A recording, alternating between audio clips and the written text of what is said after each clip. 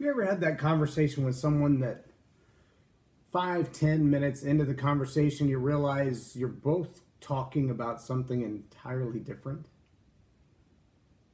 You ever had that relationship with someone that, not just in that conversation, but it seems like every conversation, you're 5 to 10 minutes into the conversation or 5 to 10 years into the relationship, and it seems like whatever you're talking about, they're talking about something entirely different? Maybe it's just me. I'm usually pretty good at the perception surrounding a relationship.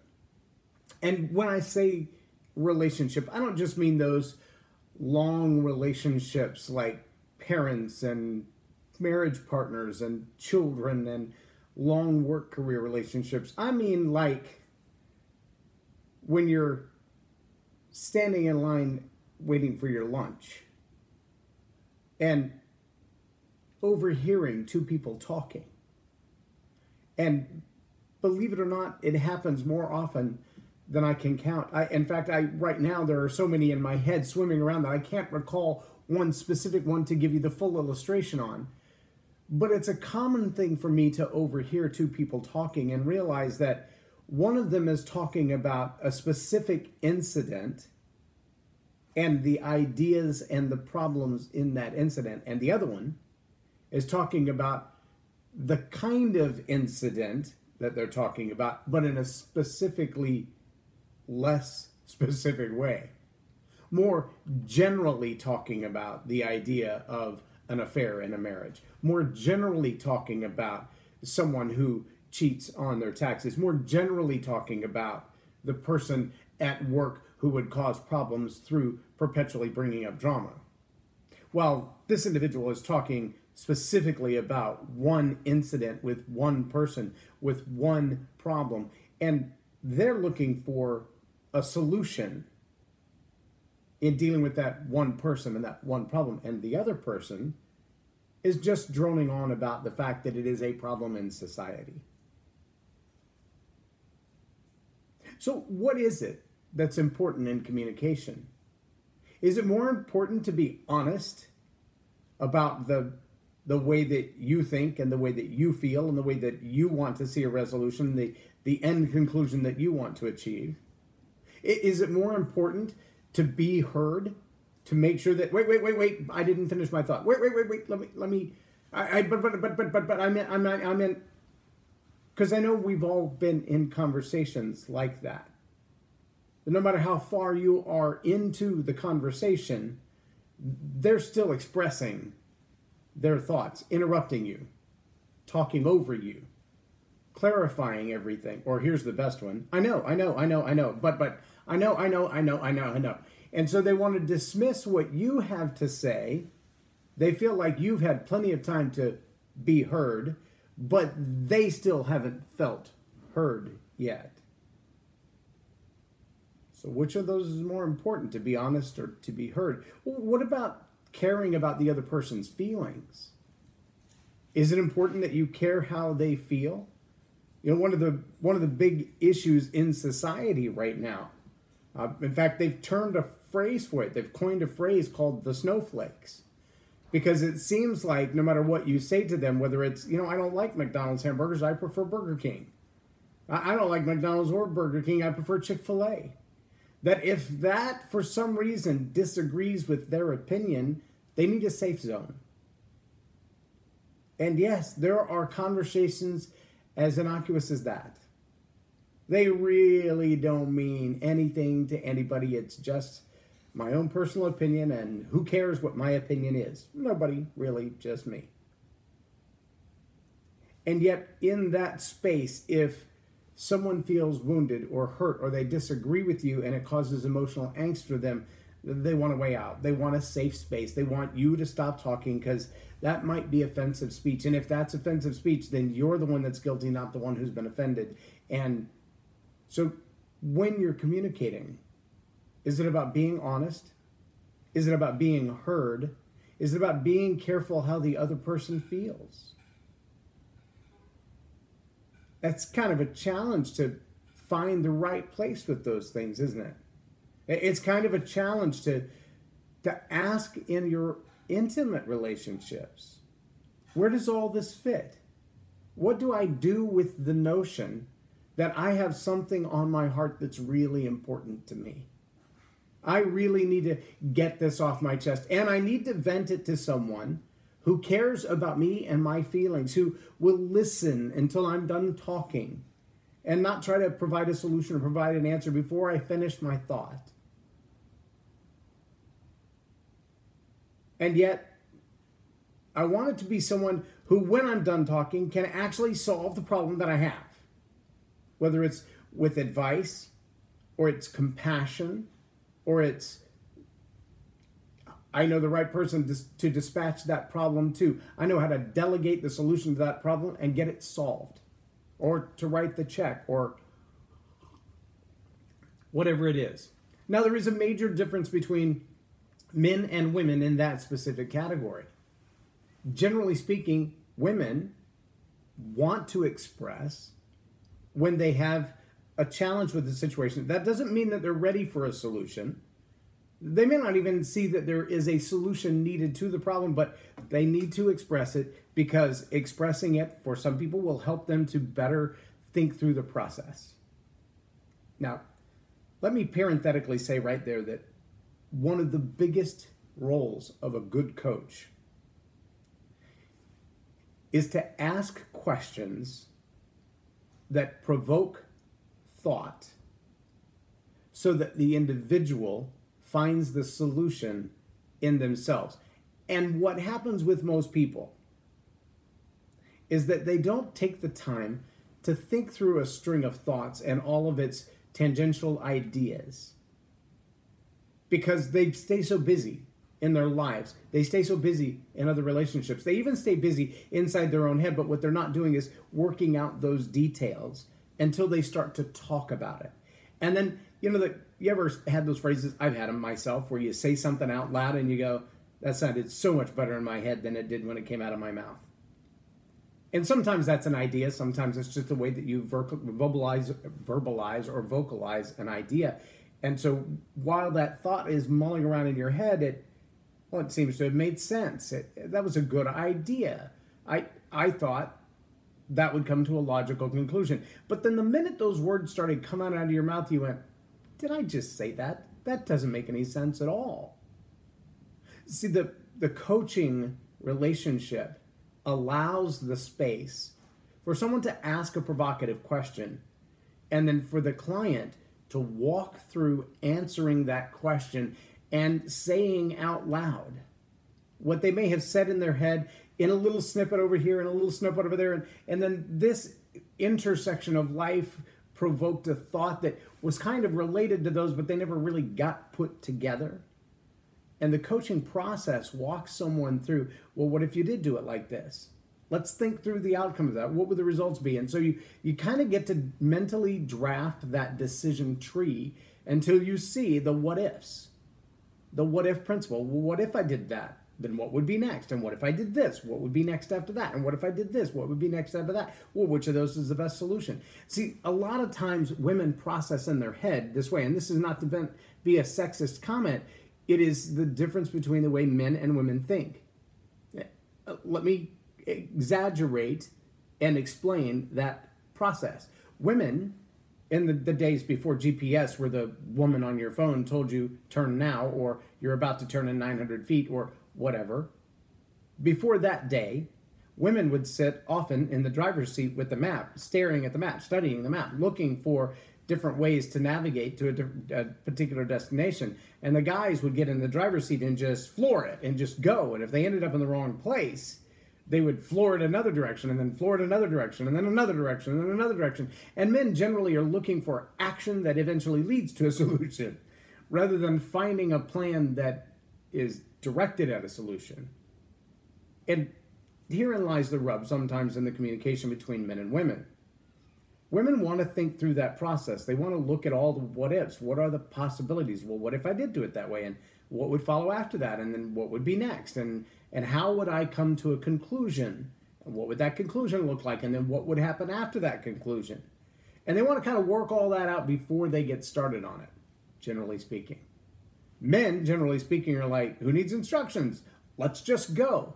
We'll either go long enough, far enough, fast enough, hard enough, we'll come to a solution.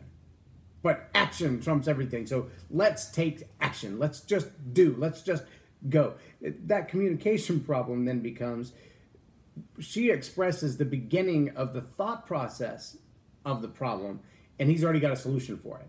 But his solution is only solving the first symptom that she's explained, not the entire problem. In fact, she may still be talking about the leaves on the tree, and he's got a solution for the leaves on the tree. We'll just get a trimmer. But what she's really getting at eventually is that the roots under the tree are beginning to get into the sewage pipes under the house, and this is going to be an expensive problem. Well, he wants to solve the leaf problem, and then the tree branch problem, and then the limb problem, and then the trunk problem, and then the stump problem. But long before all that work is done, somebody needs to know, is there a safe, productive, immediate solution to the root problem? Because the root's what we got to solve.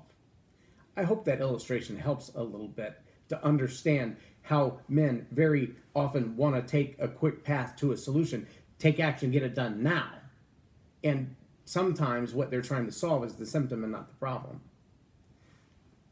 In communication, is it more important to be heard, to be honest, or to be concerned with the other person's feelings? Or is it kind of all of the above? I think the answer is it's all of the above. And it's all of the above for both people or all people in the conversation. See, it's real easy to say, well, I'm just expressing myself, and do it in a flippant, hateful way. It's real easy to express your own wants and needs at the cost of everyone else. It's real easy to say, well, this is what I want out of life. This is what I need out of life, and I'm going to get what I want out of life and what I need out of life. And if I can communicate that clearly and it offends you, well, so what? If I feel better because I've said it, I don't necessarily have to care how you feel about what I've said. Obviously, that creates a problem in relationships. And that's really what communication is about. Communication is about taking the ideas from one party into the ideas of another party and blending them together until there's harmony. Understand, harmony is not unison. Harmony presents unity, but it's not unison. Here's what I mean by that. In music, you have firsts and thirds and fifths. You have minor notes and major notes. You have different octaves. And in harmony, two vocalists, two celloists, two guitars might play within the same chord range, but an opposite note, and a different note at exactly the same time. Now, does that mean that they don't agree if they're playing at the same time a different note? Well, no, that's what creates harmony. They might be on the same page of music, singing the same song at exactly the same place in the song, exactly the same note at exactly the same time is unison. Exactly the same time on a different note creates harmony. And it's hard in human relationships to find that place where we have complete unity. If unity can't be expressed as harmony rather than in unison. In unison means we're all on the same note, in the same song, on the same page at the same time. Harmony means we might be on the same song, on the same page, on the same sheet of music, on the same score, in the same measure, but on a different note. Maybe even half a beat before or half a beat behind. But that's what creates a beautiful symphony. An orchestra would sound really funny if they played completely in unison. If every instrument played exactly the same note at exactly the same time, someone wouldn't be heard. In our communication, I don't believe, my opinion, I don't believe that it's necessary that everyone agree 100% on every notion, on every idea. I don't believe that whether we're talking about relationships like marriage, or father-son, or mother-daughter, or siblings, or next-door neighbors, or communities, whether we're talking about politics, religion, race, finances, world governmental systems, I don't think we have to have unison. I think in good communication, we can find unity in harmony. The same measure, the same song, the same sheet of music, but a different note. That's what allows us to build strong relationships. Is it important that I be heard? Of course it is. It's important that you be heard, and that everyone around you be heard, that no one's voice be completely silenced, that their opinion be completely disregarded. It's also important that we be honest. Honest about what we feel, and honest about what we think, and honest about what our opinions are, because we may find that somewhere along the road, in order for us to have a healthy harmony, our opinion needs to be adjusted just a little bit. Maybe our opinion was formed on a misconception. Maybe our opinion was formed on a misunderstanding, a stereotype, ignorance. I just didn't know. And if that's the case, then our communication will reveal that. And if we're honest, and we're allowed to be heard, and we give others the honest opportunity to be heard, that's where the stones kind of chisel each other off and become smooth stones. That they can rest together and still be individual diamonds or gems. That's the end game. That's the goal, that we would all be able to be as one. Communicating openly, honestly, clearly, at the same time caring about other people's feelings. Expressing ourselves and allowing them to express themselves, and realizing with all commitment that we do not have to agree on everything to live in unity. Because agreeing on everything, expressing everything exactly the same way, well, that's a tyrant's way of ruling the world. That's absolute unison. And what we're talking about is harmony. There may be times in a smaller nucleus of a family, in a husband-wife relationship, that on certain things there must be 100% agreement, unison. A good example might be the finances of the home. In the finances of the home, husband and wife should have unison. They should be on the same note, on the same song, at the same time, singing with the same volume. But when it comes to what's for dinner, maybe he likes peas and carrots and she doesn't, but she's going to cook them because he likes them. That's harmony.